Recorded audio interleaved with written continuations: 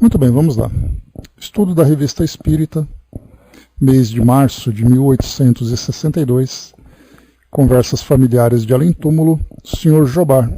É aqui o Espírito que vai trazer para nós as suas experiências na vivência, na mudança para o plano espiritual a partir da sua desencarnação. Nós vamos lembrar aqui, como eu dizia para vocês, esse estudo ele vai ser um estudo longo, porque é um conteúdo longo que Kardec trouxe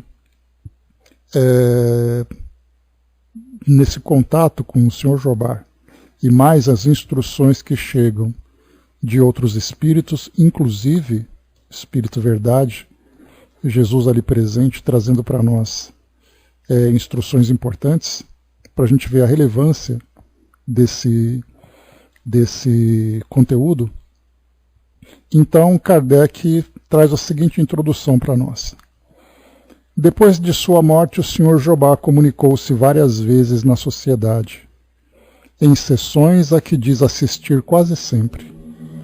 Antes de as publicar, preferimos esperar ter uma série de manifestações, formando um conjunto que permitisse melhor apreciá-las.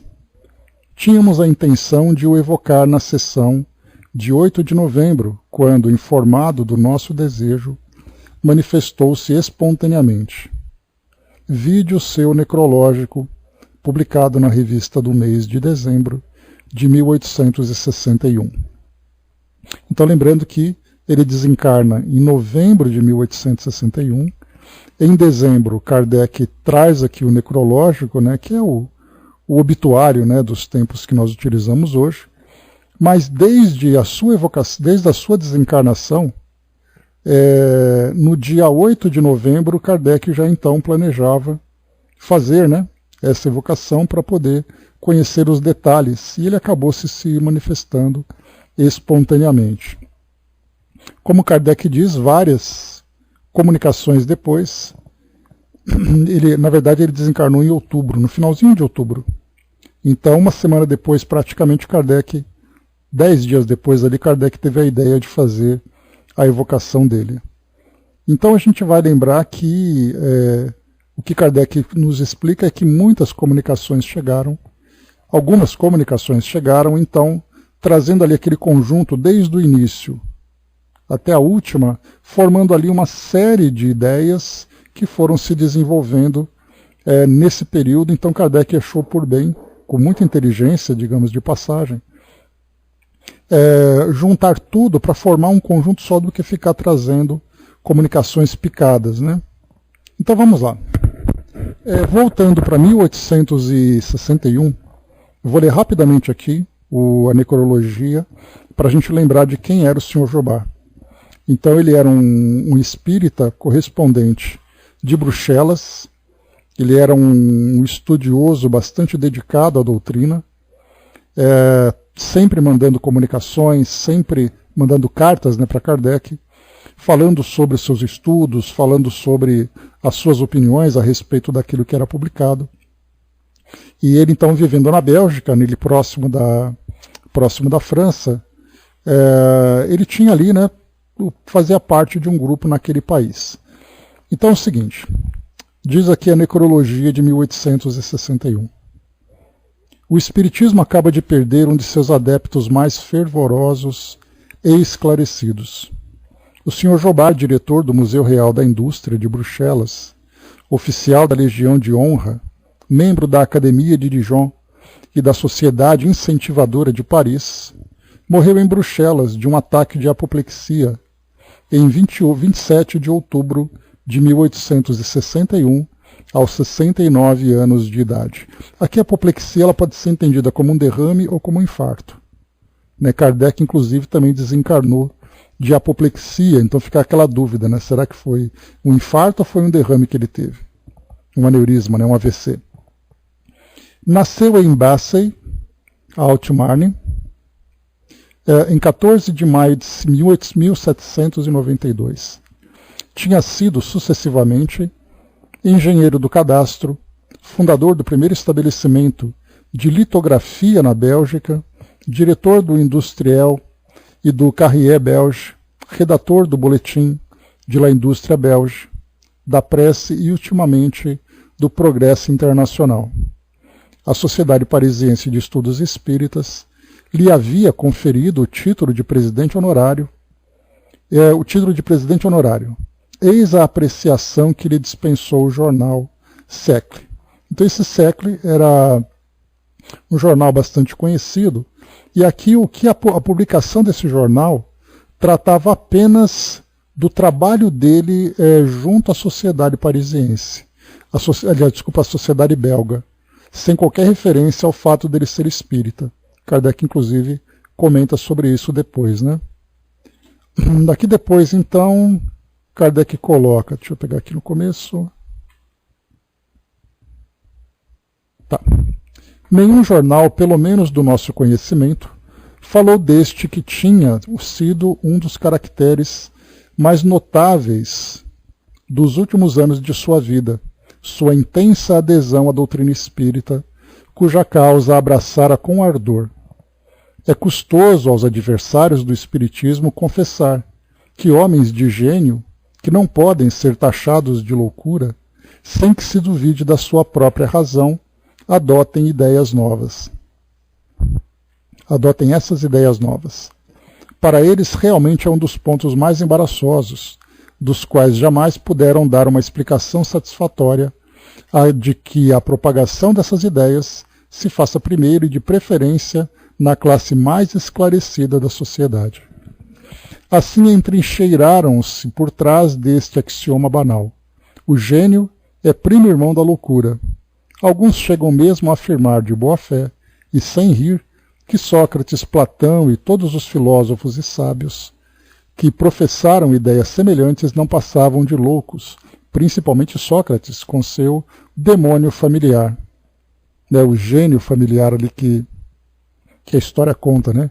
Que Sócrates conversava com algum gênio que trazia para ele inspirações. Com efeito, é possível se ter o senso comum e crer que se tenha um espírito às suas ordens? Assim o Sr. Jobard não podia achar graça diante desse aerópago que se erige em juiz supremo da razão humana, da qual pretende ter o padrão métrico. Aqui depois ele continua falando. Ele diz assim: a obstinação nas ideias falsas jamais foi encarada como prova de bom senso.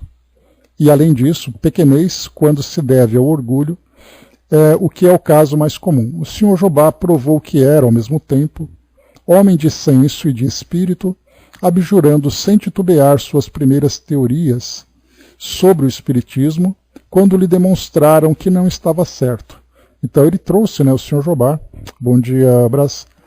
O Sr. Jobard, ele era uma pessoa que buscava, pela sua própria curiosidade, pelo seu próprio interesse, respostas a respeito da espiritualidade, da realidade sobre a nossa espiritualidade, o mundo espiritual.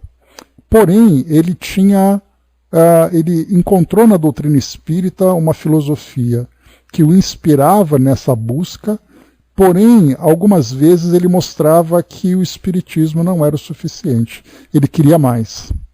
E por isso, algumas vezes, ele se exaltava, ele dava um passo um pouco maior do que era possível.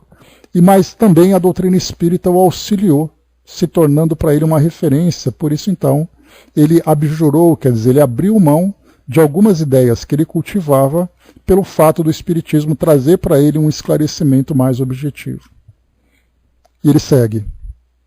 Sabe-se que nos primeiros tempos, antes que a experiência tivesse elucidado a questão, surgiram diversos sistemas, cada um explicando à sua maneira esses fenômenos novos. O Sr. Jobard era partidário do sistema da alma coletiva. Segundo tal sistema, só a alma do médium se manifesta, embora se identifique com a de vários outros seres vivos, presentes ou ausentes, de maneira a formar um todo coletivo, reunindo as aptidões, a inteligência e os conhecimentos de cada um. De todos os sistemas criados naquela época, quantos ficaram de pé até hoje? Não sabemos se este ainda conta com alguns partidários, mas o que é positivo é o que o Sr. Jobard, que havia preconizado e enaltecido, foi um dos primeiros a abandoná-lo quando apareceu o Livro dos Espíritos, cuja doutrina se ligou francamente, como o atestam as diversas cartas que dele publicamos. Sobretudo a doutrina da reencarnação o tinha ferido como um rasgo de luz.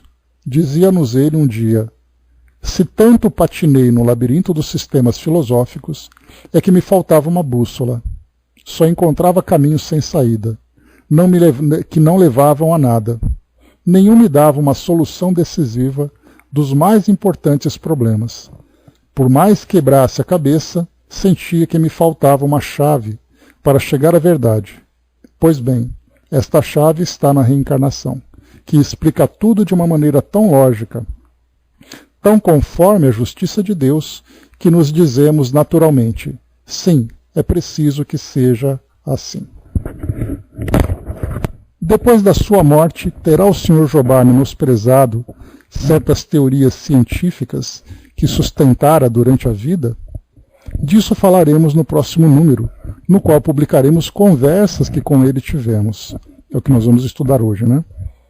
Digamos por ora que ele se mostrou prontamente desprendido e que a perturbação durou muito pouco tempo. Como todos os espíritas que o precederam, confirma em todos os pontos o que nos foi dito do mundo dos espíritos, ali se encontrando muito melhor que na Terra, na qual, não obstante, deixa pesares sinceros em todos quantos puderam apreciar seu eminente saber, sua benevolência, a sua afabilidade. Não era um desses cientistas ciumentos que barram o caminho aos novatos, cujo mérito lhe faz sombra. Todos esses, ao contrário, aos quais estendeu a mão e abriu caminho, bastariam para lhe formar um belo cortejo.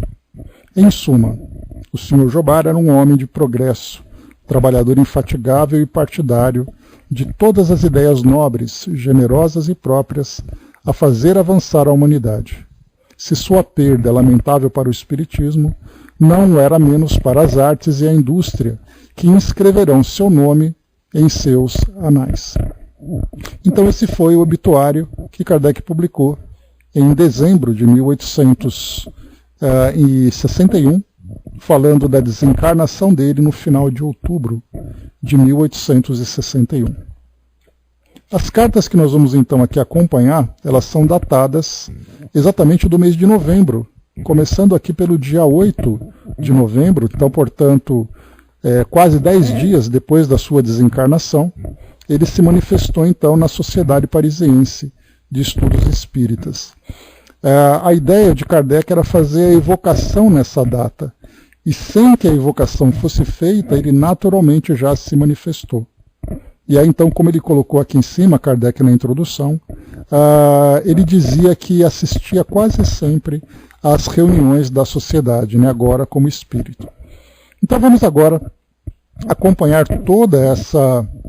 todo esse histórico, desde a desencarnação dele até essas novas percepções que ele foi apresentando depois da sua desencarnação. Então, a senhora Costel foi a médium ditado espontâneo. E ele diz assim: eis-me aqui, eu que ides evocar, e quero manifestar-me, primeiramente por este médium, que em vão solicitei até agora. Então, quer dizer, ele logo depois da desencarnação, ele já queria se manifestar. E ele pedia para que ela, então, aceitasse as comunicações que ele traria ali após a desencarnação, e ele não teve sucesso. Por isso ele já começa reclamando, né? Que em vão solicitei até agora. Antes de mais, quero contar minhas impressões no momento da separação de minha alma. Aqui, só para lembrar, o Sr. Jobard, é importante a gente conhecer a personalidade dele, para fazer aqui para dar sentido em tudo aquilo que ele fala. Então, como Kardec lembrou lá no obituário dele, sobre ele era um espírita bastante empolgado, bastante curioso, ele queria participar o tempo todo, ele ficava mandando cartas para Kardec o tempo todo, tanto que Kardec disse que muitas de suas cartas foram publicadas, trazendo suas ideias, e algumas vezes ele era até exaltado. Podemos dizer assim, de certa forma, algumas vezes ele até se tornava chato, porque ele queria participar o tempo todo, ele tinha aquela fome, aquela sede de conhecer, e ele se empolgava com tudo aquilo que falava. Por isso a gente vai então perceber aqui que muita coisa que ele fala está relacionada com a personalidade dele. Essa personalidade de querer fazer com que o espiritismo fosse mais rápido no seu desenvolvimento do que estava tendo até aquele momento. Ele queria mais, mais e mais. Vamos lá então. Antes de mais, quero contar minhas impressões no momento da separação de minha alma. Senti um abalo estranho. De repente, lembrei-me do meu nascimento, de minha juventude, de minha idade madura. Toda a minha vida delineou-se claramente em minha memória. Experimentava um piedoso desejo de encontrar-me nas regiões reveladas por nossa querida crença. Depois, todo esse tumulto se acalmou. Eu estava livre e meu corpo jazia inerte. Ah, meus caros amigos, que encanto desvencilhar-se do peso do corpo. Que deleite abarcar o espaço. Contudo, não imagineis que, de repente, me tenha tornado um eleito do Senhor. Não, estou entre os espíritos que, tendo aprendido pouco, devem ainda muito aprender. Não demorei a me lembrar de vós, meus irmãos no exílio, e eu vou-los asseguro, toda a minha simpatia, todos os meus votos vos envolveram. Tive logo o poder de me comunicar, e o teria feito por este médium, que teme ser enganada, mas que ela sossegue, pois nós a amamos. Então a gente viu assim que ele queria muito trazer essa comunicação, e ela então falava, não é possível. O senhor Jobara acabou de desencarnar, ele já quer se comunicar, então não aceito. Então é aquela insegurança natural. Quereis saber mais os espíritos que me receberam? Quais as minhas impressões? Meus amigos, foram todos os que nós evocamos. Todos os irmãos que compartilharam dos nossos trabalhos. Vi o esplendor, mas não o posso descrever. Apliquei-me em distinguir o que era verdadeiro nas comunicações, pronto a retificar todas as asserções errôneas. Enfim, pronto para ser o cavaleiro da verdade no outro mundo, como o fui no vosso. Assim, conversaremos muito, e isso não passa de um preâmbulo para mostrar ao caro médium meu desejo de ser evocado por ela, e a vós minha boa vontade para responder às perguntas que ireis me dirigir. Jobar assina aqui então essa primeira comunicação. Bom dia, professor. Então aqui a gente vê que foi inclusive, nós lembramos que numa das cartas que o senhor Jobar escreveu para Kardec, lá na sociedade, ele mostrou o desejo dizendo, olha, assim que eu desencarnar, eu autorizo vocês a me evocarem, para que eu possa trazer de imediato as minhas primeiras impressões. Que para fazer com que a doutrina espírita, no seu aspecto científico, possa ser colocada em prática através dele. É como se dissesse para vocês aqui, pessoal, assim que eu desencarnar, pode chamar o Dudu e me evocar que eu venho contar tudo para vocês. E aí ficava naquela expectativa. E assim que o senhor Jobar desencarnou aos 69 anos, a primeira ideia que surgiu foi exatamente entrar em contato com ele para saber tudo aquilo que ele tem para dizer. Porque quando nós evocamos espíritos comuns, e Kardec ele era muito atento a isso, ele fazia evocações de pessoas que eram familiares de outras pessoas com quem ele tinha contato, ele fazia evocações de algumas personalidades da época, ele fazia evocações de pessoas, lembrando que nós vimos muitas delas, daquelas comunicações de pessoas que eram executadas, que saía no jornal, fulano de tal foi executado na guilhotina. Kardec, de imediato, vamos evocar esse espírito para saber o que ele pensa. Então eram pessoas comuns. Agora, quando se faz a evocação de um espírito que tem o conhecimento espírita, você pode fazer perguntas mais precisas, mais objetivas, esperar daquele espírito respostas mais elaboradas do que aquele espírito comum que está tendo aquela surpresa no plano espiritual, que sem dúvida é uma descrição importante, já que a maioria de nós aqui encarnados acaba ainda sendo desses espíritos que não têm ainda o conhecimento sobre a realidade do plano espiritual. Nós espíritas temos esse privilégio de ler essas comunicações, de ver os depoimentos, de acompanhar os livros, mas no mundo de modo geral, são pessoas que sequer acreditam que tem alguma coisa do outro lado. E se tem essa coisa do outro lado, é de acordo com os dogmas e fantasias que muitas vezes as religiões criam. Mas quando se evoca um espírita, principalmente um espírita estudioso como o Sr. Jobá, o resultado acaba sendo muito mais interessante do que de um espírito comum. Embora, mais uma vez, um espírito comum também seja interessante de ser analisado, porque é o que nós vamos compreender de alguém que tem essa surpresa, né? Então vamos lá. Feita essa primeira comunicação, isso no dia 8. Kardec, então, após essa comunicação, ele já começa, então, uma entrevista nesse mesmo dia. Então, começamos ali. Essa entrevista, só para a gente ter uma ideia, ela tem 24 questões. E nessas 24 questões, são perguntas mais elaboradas, respostas mais desenvolvidas, né? A gente vai assim, devagar. E acabando essas 24 questões, vieram ainda outras comunicações, como eu comentei com vocês no início, que vão dizer respeito sobre todo esse conteúdo que ele apresentou. Então a gente vai, mais uma vez, fazer aqui esse trabalho devagar, gradual, bastante atento, para a gente absorver tudo aquilo que foi trazido de instrução para todos nós. Então aqui, entrevista, vamos lá.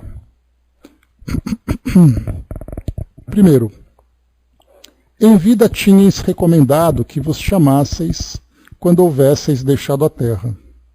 Fazemo-lo não só para nos conformar ao vosso desejo, mas sobretudo para vos renovar o testemunho de nossa muito viva e sincera simpatia e também no interesse de nossa instrução, porquanto, melhor que ninguém, estais em condições de nos dar ensinamentos precisos sobre o mundo em que vos encontrais. Assim ficaremos felizes se vos dignardes responder às nossas perguntas. Ele responde, a essa hora, o que mais importa é a vossa instrução. Quanto à vossa simpatia, eu a vejo e não a compreendo mais apenas pelos ouvidos, o que constitui um grande progresso. Então, aqui lembrando também que essas instruções, esse texto que nós estamos lendo, esses textos não são necessariamente escritos por Kardec, mas por trabalhadores da sociedade também. Por isso nós vamos perceber que algumas vezes dá a impressão de que Kardec está falando e outras vezes é alguém que faz referência a Kardec. Então vamos lá. Para fixar nossas ideias e não falar vagamente, assim como é para a instrução das pessoas estranhas à sociedade e presentes à sessão, perguntaremos antes de mais em que lugar estáis aqui e como nós vos veríamos se os pudéssemos. Estou perto do médium. Ver-me-íeis com a aparência do Jobá, que se assentava à vossa mesa, porque aos vossos olhos mortais, não descerrados, só podem ver os espíritos sob sua aparência mortal. Então, veria apenas dessa forma, né? Porque ele fala aqui que nós veríamos com aparência mortal, porque os nossos olhos físicos não são capazes de perceber a beleza do espírito, ou ver elementos que somente através da visão espiritual é possível perceber. Como, por exemplo, vamos imaginar um espírito que irradia aquela luminosidade, né, pela sua evolução, ou alguma outra característica que somente espiritualmente é possível ver. Então aqui pergunta, se pudéssemos te ver, como nós veríamos? Como o Jobá que vocês conheceram. Teríeis a possibilidade de vos tornardes visível para nós? Em caso contrário, o que se opõe a isso? A disposição que vos é inteiramente pessoal. Um médium vidente me veria, os outros não me percebem. Então, assim, se tornar visível não quer dizer necessariamente se materializar, mas ser percebido. E para ser percebido, o médium vidente poderia vê-lo, enquanto que os outros, que não têm essa disposição, ou seja, não têm essa faculdade desenvolvida, não teria a possibilidade de perceber. E seguem as perguntas. Este lugar é o que ocupáveis em vida, quando assistíeis às nossas sessões, e que vos tínhamos reservado. Aqueles, pois, que vos viram, devem imaginar que vos veem tal qual éreis então. Se aí não estáis com o corpo material, estáis com o corpo fluídico, que tem a mesma forma. Se não vos vemos com os olhos do corpo, vemos com os do pensamento. Se não vos podeis comunicar pela palavra, podeis fazê-lo pela escrita com a ajuda de um intérprete. Portanto, nossas relações convosco não estão interrompidas pela vossa morte, e podemos conversar convosco tão fácil e completamente como outrora. É exatamente assim que são as coisas? Sim, e o sabeis há muito tempo. Muitas vezes ocuparei esse lugar, mesmo sem o perceberdes, porquanto meu espírito habitará entre vós. Então ali a presença dele na sociedade, né, porque embora ele morasse em Bruxelas, ele eventualmente estava lá na sociedade em Paris. Não faz muito tempo estáveis sentado nesse mesmo lugar. As condições em que agora estáis vos parecem estranhas? Que efeito essa mudança produziu em vós? Olha que pergunta bacana, né? Seria como se nós, trabalhando no centro espírita, como membros de um centro espírita, agora nós nos manifestássemos, depois da desencarnação, através do médium. E a pergunta é, quando você estava andando aqui pelos corredores, você via o centro espírita de um jeito. E agora, desencarnado, você vê da mesma forma? Quer dizer, o olhar agora do espírito modificou as características de quando desencarnado? Vamos ver o que ele coloca. Elas não me parecem estranhas, pois não senti perturbação, e meu espírito desencarnado desfruta de uma clareza que não deixa na sombra nenhuma das questões que encara. Então, quer dizer, para ele nada é novidade, apesar de ele não ter respondido exatamente aquilo que foi perguntado, né? Mas o que ele percebe é que ele entende tudo aquilo que ele está vendo, diferentemente de um espírito comum que teria dúvidas, né? Olha, eu estou estranhando, tem coisas diferentes e tal. Então, tudo aquilo que ele está percebendo está de acordo com aquilo que ele esperava ver, já que ele já tinha estudado tudo isso, as descrições que outros espíritos traziam e tudo mais. Recordai-vos de haver estado nas mesmas condições antes da vossa última existência e encontrais algo mudado? Lembro-me de minhas existências anteriores e acho que estou melhorado. Vejo e assimilo o que percebo.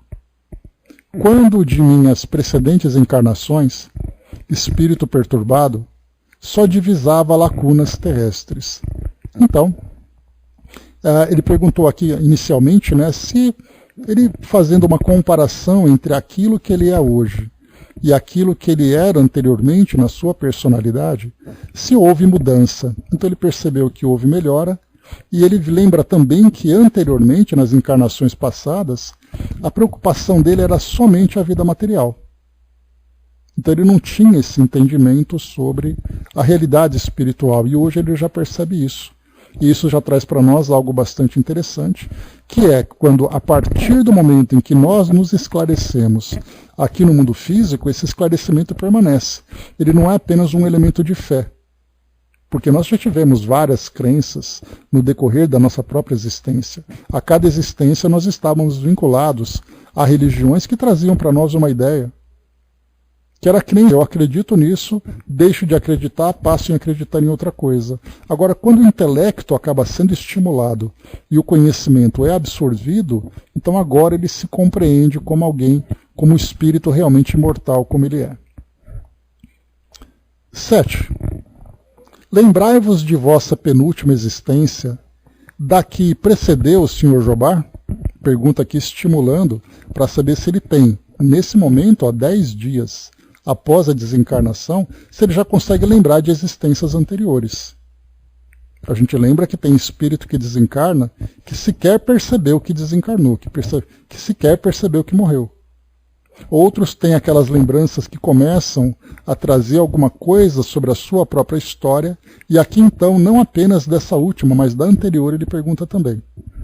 A resposta: em minha penúltima existência, fui um operário mecânico, atormentado pela miséria e pelo desejo de aperfeiçoar o meu trabalho. Como Jobá, realizei os sonhos do pobre operário e louvo a Deus por sua bondade infinita ao fazer germinar a planta cuja semente havia depositado em meu cérebro. Então, lembrando que ele era um pobre operário mecânico, dessa vez ele foi um engenheiro. E ele foi ali, né, membro daquelas associações de industriários, né? E ali ele teve a oportunidade de ocupar muito bem essa posição, de participar do desenvolvimento da ciência e das artes naquela sociedade. Então a gente viu um operário atormentado pela miséria, mas querendo melhorar o seu trabalho. Isso mostrava que não traz para nós nenhum sinal de um caráter desviado, mas a necessidade de uma privação social para o seu desenvolvimento, e agora ele teve a liberdade de sair daquele posto inferior dentro daquela área, como um operário, como pobre, e agora ele passa a ser ainda alguém vinculado a essa mesma ciência, só que agora na posição de um engenheiro, de alguém que traz um conhecimento maior. Então ele teve ali a oportunidade de realizar aqueles sonhos que ele desejava anteriormente, e é claro que ele agradece por essa bondade infinita de Deus que permite que ele então permitiu que ele desse continuidade àquilo que ele gostava de fazer, e ele foi fazendo cada vez melhor. Terminada essa evocação, 3 dias depois, agora uma sessão particular lá na casa da senhora Costel, que agora ela já não tem mais medo de evocá-lo, né? Viveu a lei do progresso, mas exatamente. Então agora a senhora Costel, sabendo que era ele mesmo, fez a evocação 3 dias depois. Feita a evocação, então aqui Kardec coloca apenas evocação. E a gente vai lembrar de novo, né, que quando coloca apenas evocação, nós temos ali aquela prece inicial, o chamamento ao espírito para que ele possa participar, o pedido de proteção que geralmente a gente faz, né, para que os espíritos nos auxiliem na presença dessa entidade e tudo mais. Ele responde: estou aqui, encantado por ter a oportunidade de te falar, e a vós também. Quer dizer, ao médium e aquela pessoa que estava ali presente. Parece-nos que tendes um fraco pelo médium, ou seja, um interesse em se comunicar através dela. Não me censures, porque foi preciso que me tornasse espírito para o testemunhar. Olha que bacana, né? Essa preferência por ela, uma quedinha que ele tinha por ela. Já vos comunicardes alhures? Já se comunicou em outro lugar? Pouco me comuniquei. Em muitos lugares um espírito toma o meu nome. Algumas vezes eu estava perto dele, mas não podia manifestar-me diretamente. Minha morte é tão recente que ainda sofro certas influências terrestres. Aqui, antes da gente continuar, olha que interessante. Era um espírito que se comunicava tomando o nome dele, como se fosse um porta-voz. Aqui ele não traz, pelo menos, nenhuma ideia de um espírito maldoso que faz isso para enganar os presentes ali na reunião, né? Então ele não podia se manifestar exatamente por causa dessas influências ainda. E ele continua: é preciso uma simpatia perfeita, a fim de que eu possa exprimir o pensamento. É a dificuldade que o espírito encontra em se comunicar com o médium, para que ele tenha clareza naquilo que ele quer dizer e o médium perceba com clareza essa ideia que chega. Do contrário, nós temos ali uma dificuldade, uma interferência que pode atrapalhar essa comunicação. Em pouco tempo agirei indistintamente. Não o posso ainda, repito. Quando morre um homem um pouco conhecido, chamam-no de todos os lados. Milhares de espíritos se apresentam, se apressam em revestir-se de sua individualidade. Foi o que me aconteceu em muitas circunstâncias. Asseguro-vos que logo depois da libertação, poucos espíritos podem comunicar-se, mesmo por um médium de sua preferência.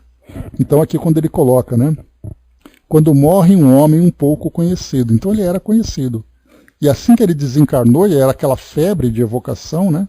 Não tinha nenhum tipo de preocupação com a verdade, de preparo com os médiums. O que interessava é, opa, ele morreu, vamos chamar ele porque ele é importante. É como se tivéssemos hoje uma personalidade que desencarna, aparece na televisão, um artista, uma pessoa importante e tal, e a gente rapidamente já evoca para saber o que ele está fazendo, mas era aquele oba-oba, ninguém tinha... Tudo era festa, porque era assim que acontecia naquela época.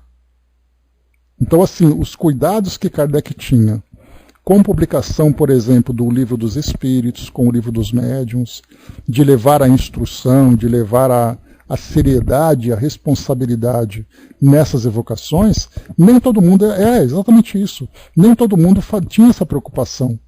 O negócio é, vamos experimentar para ver se dá certo. Opa, aquela pessoa desencarnou, vamos chamar para ver o que acontece.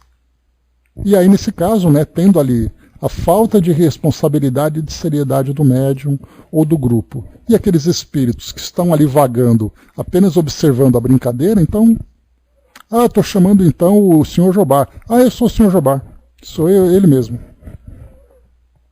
Então todo esse é o problema, né? Não, essa relação do médium, espírito, ela depende da afinidade. Né? Porque aqui o que ele está dizendo para nós é que a sua condição de espírito recém-desencarnado dificultava essa afinidade. E nós vamos ter médiums que vão se apresentar com maior ou menor dificuldade ou facilidade para que os espíritos se comuniquem.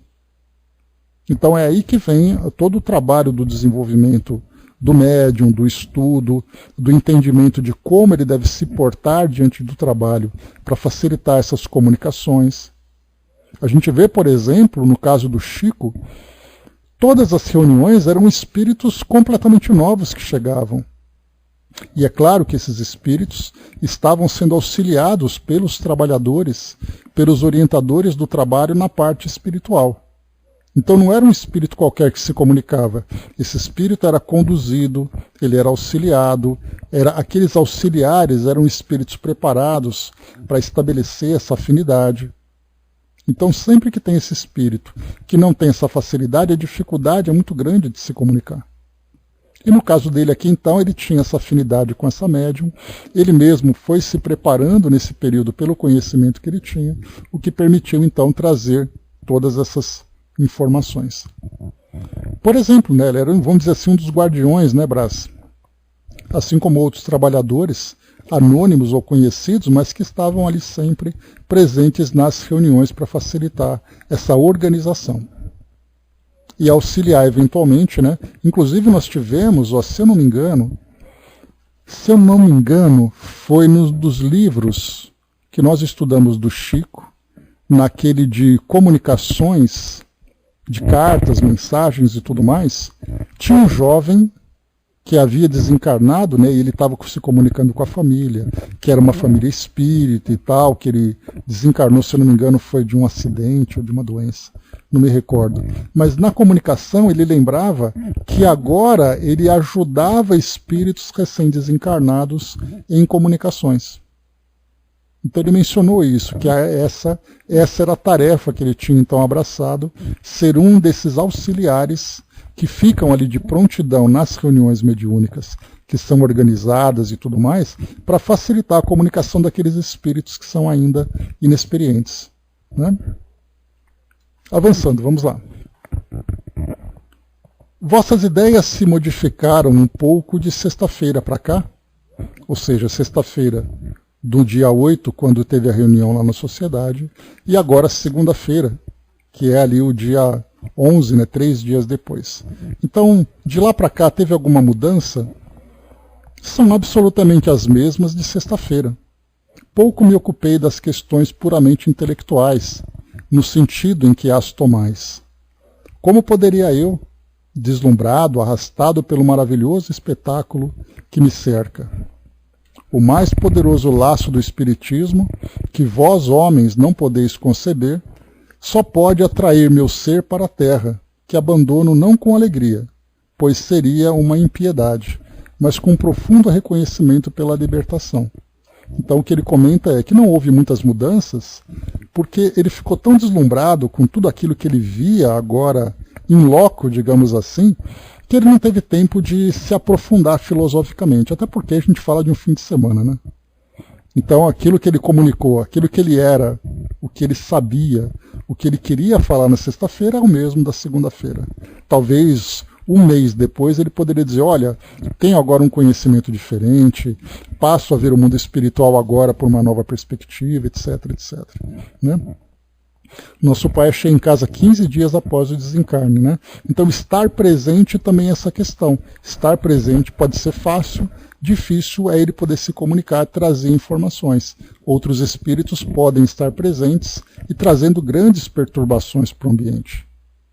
E outros, ao contrário, estão presentes e facilitam, trazendo ali novas ideias, né?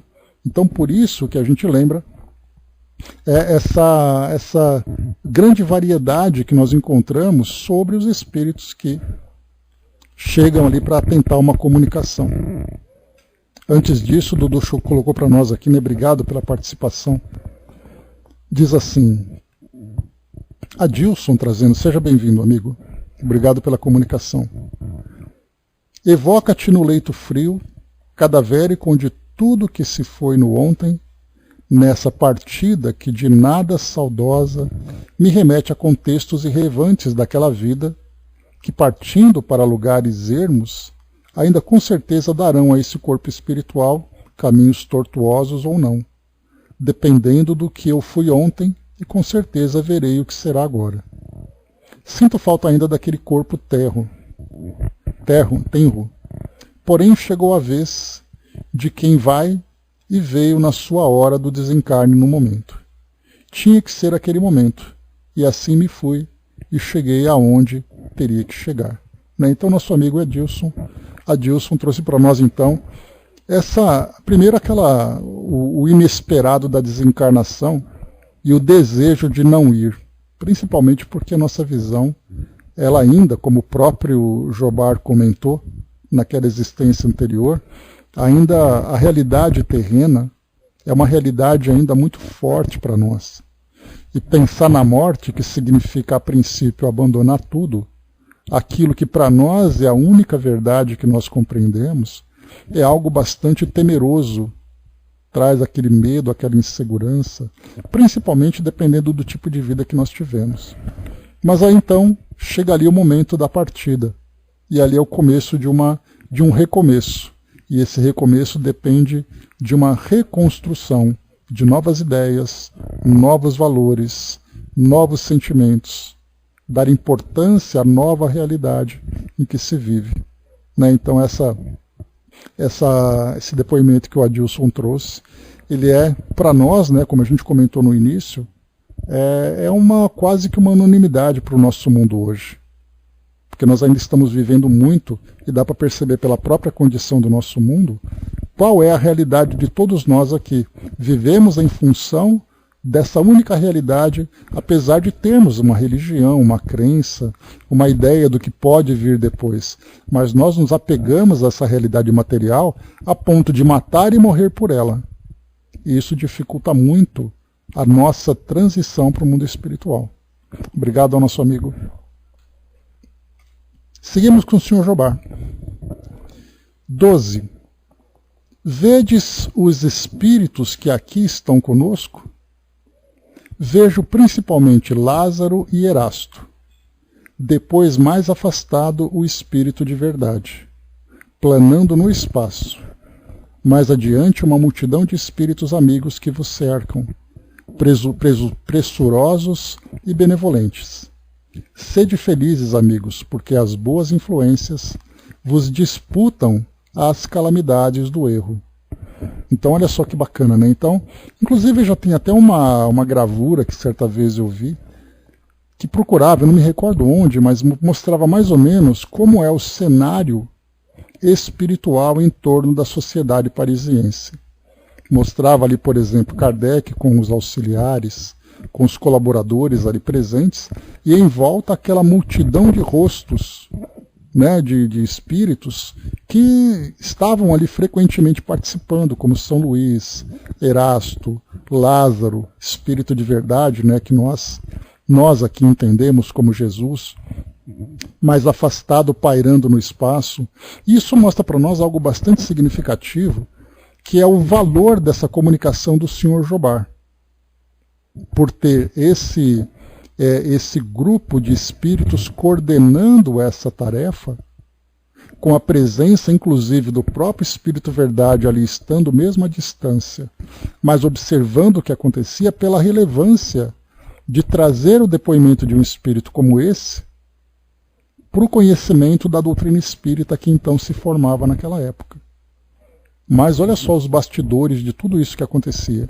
Quando nós falávamos do Chico, por exemplo, nas atividades cotidianas, nós tínhamos ali espíritos como Emmanuel, ou outros coordenadores do trabalho, e mais aqueles que eram os assistentes trabalhadores, aqueles que eram os espíritos comunicantes.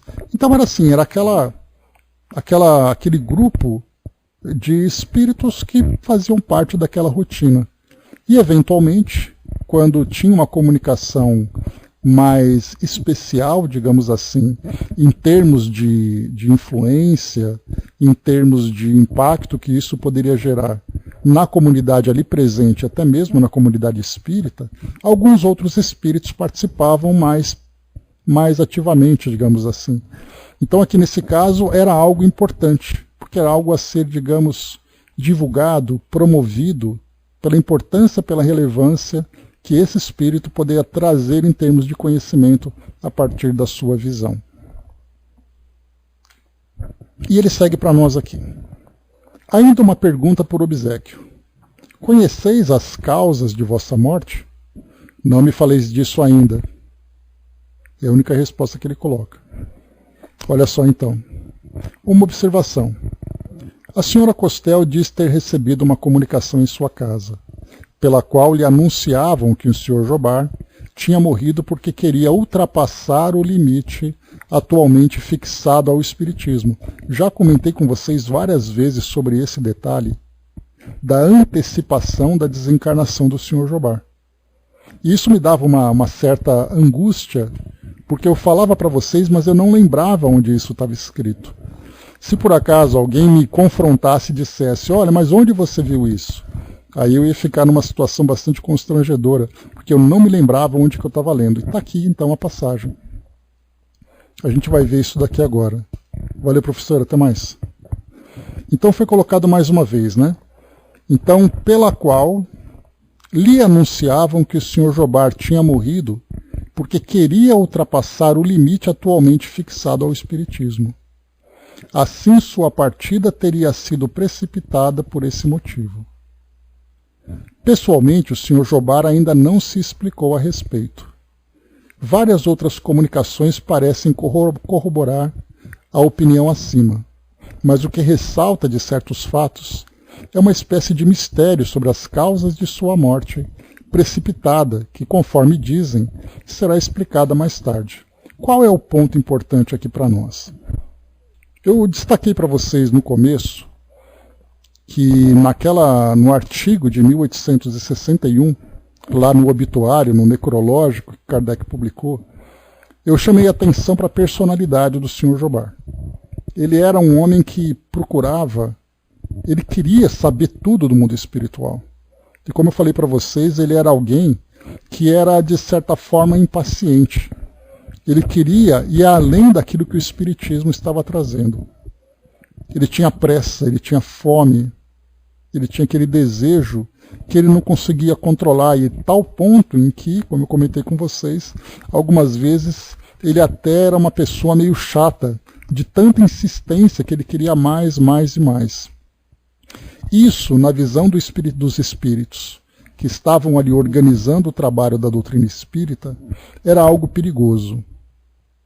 Porque nós não podíamos, simplesmente, os espíritos não podiam trazer as informações de uma vez só. Era necessário um processo pedagógico, de gradualmente ir construindo as bases do espiritismo, tratando inicialmente, por isso que muitos temas não foram abordados lá no Livro dos Espíritos e nas outras obras, sobre, por exemplo, colônias espirituais, a evolução do princípio espiritual de um modo mais detalhado. Os espíritos responderam uma coisa ou outra, porque o foco era falar sobre a realidade moral dos espíritos. Qual era a realidade do mundo espiritual a partir da desencarnação? Como é esse mecanismo evolutivo de desencarnar, encarnar, viver suas provas e expiações? Quando então alguém ultrapassa esse limite e começa a trazer ideias que podem ou não ser verdadeiras, que atrapalham esse ciclo, isso deve ser limitado, isso deve ser restrito. E aí então o que nós vimos agora foi o Sr. Jobá, que era esse espírito exaltado, que queria ir mais rápido do que a necessidade do que era importante para o espiritismo, porque a doutrina espírita era uma filosofia que estava se estabelecendo de uma forma permanente. Ela começava a criar aquela base e a partir dali ela se perpetuaria por gerações e mais gerações para essa transformação do nosso mundo. E qualquer tipo de obstáculo que surgisse, que atrapalhasse esse processo, era um obstáculo que precisaria ser retirado do caminho para não atrapalhar aquilo que estava sendo formado, para não trazer ideias confusas, não criar dissidências de grupos que gostariam de criar uma nova filosofia. E essa participação do Sr. Jobá era perigosa nisso. Por isso, então, finalmente chegamos nesse ponto, lembrando aquilo que foi colocado para nós. Sua partida teria sido precipitada por esse motivo.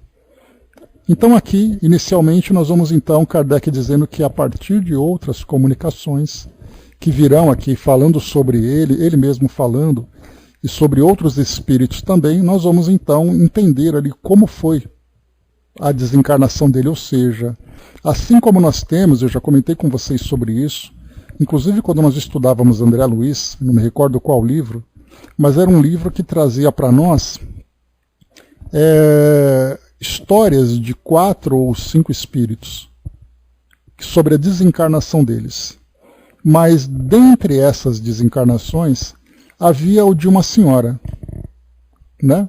E essa senhora então, quando ela estava para desencarnar, ela estava muito preocupada com a filha. Se eu não me engano era a filha ou a neta, não me recordo.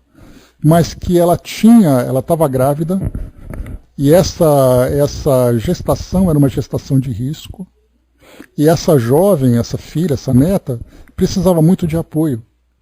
Então ela pediu para que pudesse ter mais tempo para dar auxílio, para dar o suporte para essa pessoa. E ela recebeu essa moratória. Essa moratória, então, é essa extensão do período que ela deveria desencarnar para que ela cumprisse essa pequena missão de auxiliar esse espírito nesse processo que ela estava vivenciando, de ter filho e tudo mais. E ela recebeu isso. E naquela época eu comentei com vocês que a programação reencarnatória vai trazer para nós um período para que a nossa experiência possa ser vivida. Mas como nós vemos, ela não é rígida. Porque da mesma forma que ela pode ser antecipada, ela pode ser prorrogada dentro dos limites desse planejamento reencarnatório, de acordo ali com, claro, né, com permissões superiores.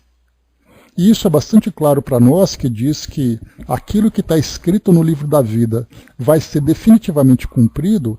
Algo fácil de quebrar essa ideia é o próprio suicídio, em que o espírito antecipa seu retorno ao plano espiritual. É o caso das negligências em que nós nos expomos há situações que antecipam essa desencarnação. É o caso do nosso modo de vida, nem sempre saudável, que vai degradando o nosso organismo, antecipando a nossa desencarnação. Então tudo isso leva em consideração. Então o cálculo, cálculo entre aspas, que é feito para esse planejamento, ele tem muitas variáveis que nós não compreendemos. Em que espíritos retornam antes, que é o que acontece com a grande maioria de nós, porque os hábitos de vida que nós temos, as preocupações, as neuroses que nós cultivamos, fazem com que o nosso corpo acabe se degradando antes do tempo. E nós teríamos ali um tempo de 80 anos para viver, e quantos são aqueles que desencarnam aos 50, aos 60 anos de idade? 20 anos do tempo previsto pelo fato de ter hábitos. Hábitos e comportamentos que acabam ali prejudicando e muito a sua existência. Então aqui é o que é o caso que nós vemos agora. Então aqui mais uma vez, a gente vai até parar por aqui, porque também aqui já encerramos mais uma das cartas. Então é uma carta do dia 8, uma carta do dia 11, e a próxima agora é do dia 22, 11 dias depois. Sim, Angelina.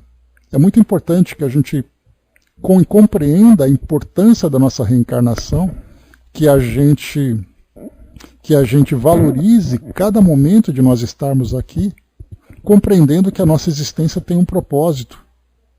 E não é simplesmente aqui, eu estou aqui, eu vou curtir a vida com tudo aquilo que a vida pode me oferecer. Nós não viemos aqui para curtir a vida. Nós viemos aqui a trabalho, e trabalho muito sério. Um trabalho que vai nos permitir aprender, né? Lembrando que o nosso mundo ele pode ser uma escola, ele pode ser um pátio de obras em que nós vamos aprender e trabalhar. Ele não é parque de diversões. E infelizmente o nosso mundo acaba tendo uma característica muito mais de hospital do que escola. Espíritos adoecidos, espíritos desequilibrados, que é o que nós vemos hoje no nosso mundo, basta ver. Então o nosso mundo tem que ser vivido com muita sabedoria, com muita disciplina, com muita regra.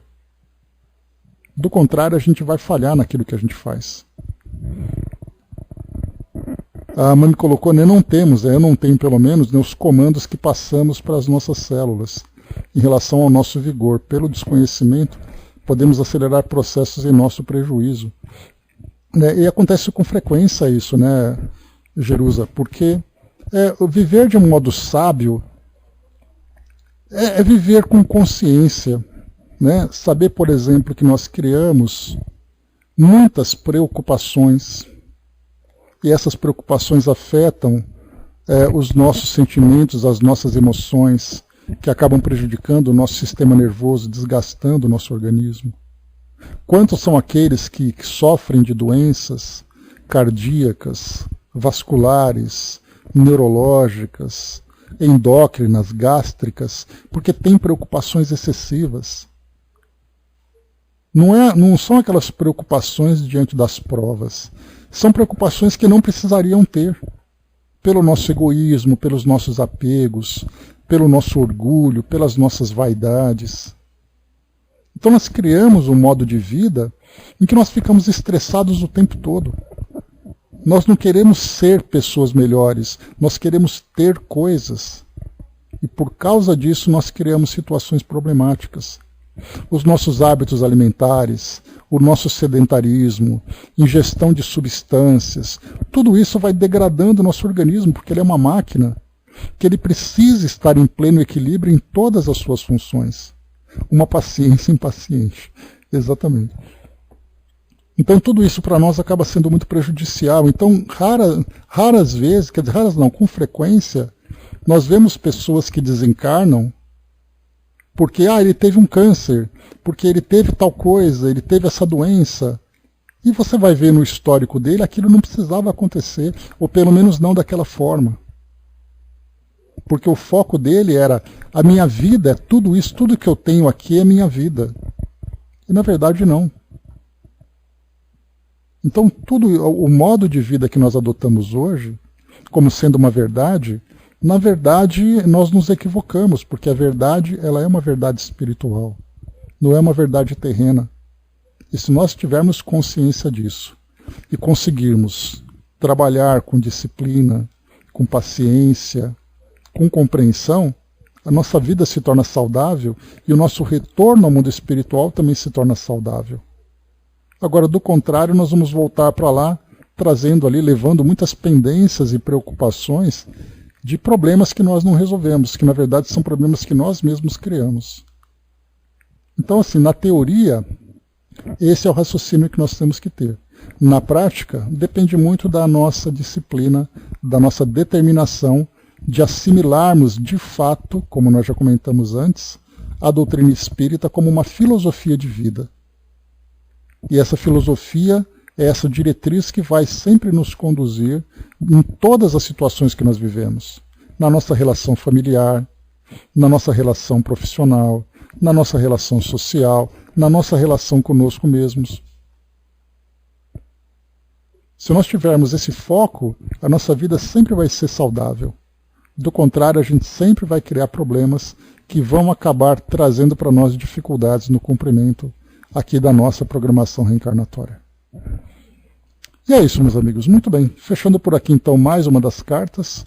Próxima comunicação, dia 22 de novembro de 1861. Então, lembrando que nós temos aqui 24